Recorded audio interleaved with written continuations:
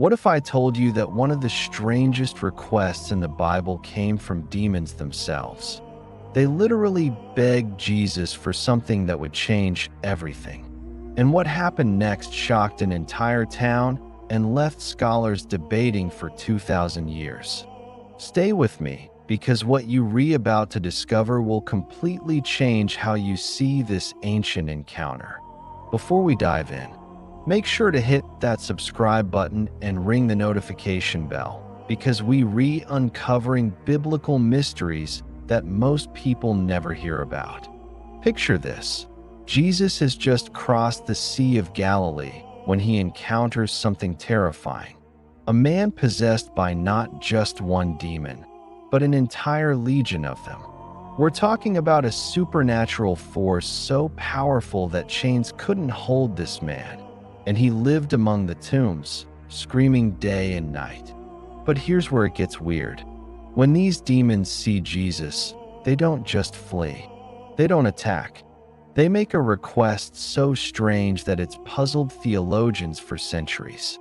They beg to enter a herd of pigs. Why pigs? Why not just leave? And what happened next that caused an entire town to ask Jesus to leave their region forever? Let's break down exactly what happened according to the Gospels of Matthew, Mark, and Luke. Jesus steps off the boat in Gadara or Gerasa. We're in Gentile territory here, which is important for what comes next. Immediately, this demon-possessed man runs toward him. But instead of the demons speaking defiantly, they do something unexpected. They worship Jesus and cry out, "What do you want with us, Son of God? Have you come here to torture us before the appointed time?" Think about that for a second. These demons recognize Jesus' divine authority instantly. They know exactly who he is and what power he holds over them. Then Jesus commands them to come out of the man. But here's the twist. The demons make a desperate plea. "If you drive us out, send us into the herd of pigs." Now, there were about 2,000 pigs grazing nearby. That's a massive herd worth a fortune in those days. Jesus gives them permission, and immediately the demons rush into the pigs. But what happens next is catastrophic. The entire herd runs down the steep bank into the sea and drowns. Every single pig. So why did the demons specifically choose pigs? Biblical scholars have uncovered several mind-blowing theories. Theory number 1, the unclean connection. In Jewish law, pigs were considered unclean animals. Demons, being unclean spirits, may have felt a natural affinity for unclean creatures. It's like they were saying, "If we can't stay in this man, at least put us somewhere that matches our nature." Theory number 2, they were buying time.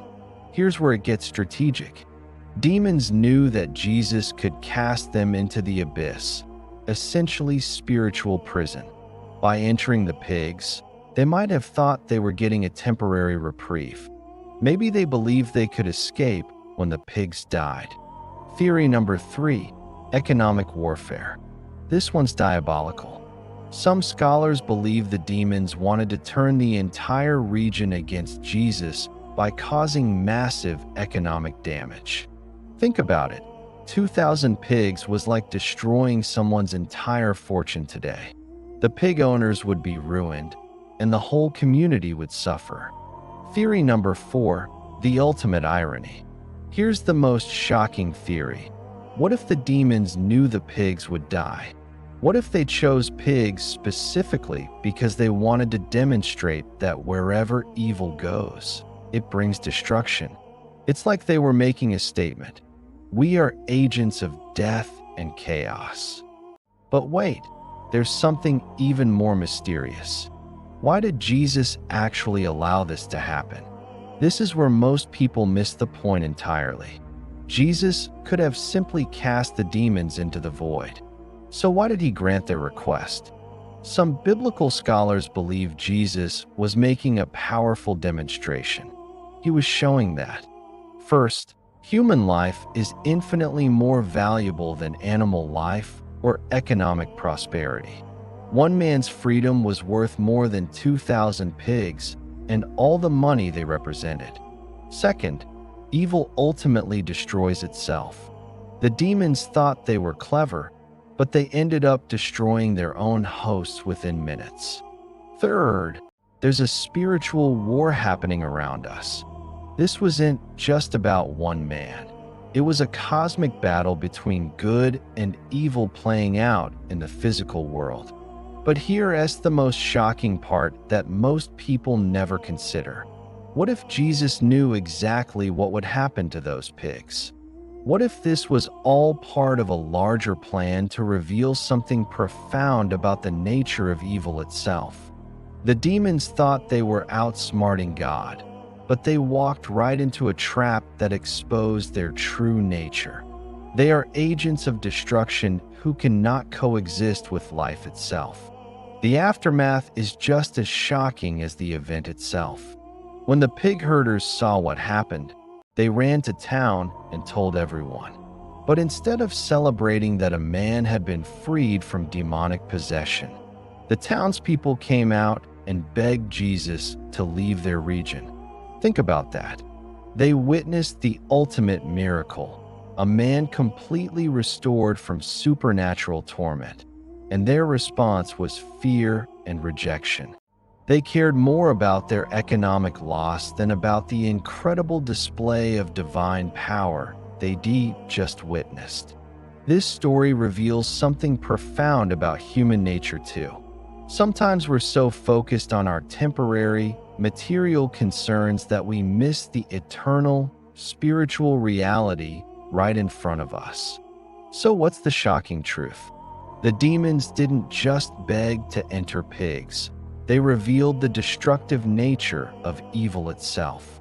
They showed us that wherever darkness goes, it brings chaos and death. But more importantly, they demonstrated that Jesus has absolute authority over every spiritual force in existence. What do you think? Was this strategic spiritual warfare or something even deeper? Drop your thoughts in the comments below, and don't forget to subscribe for more biblical mysteries that will blow your mind.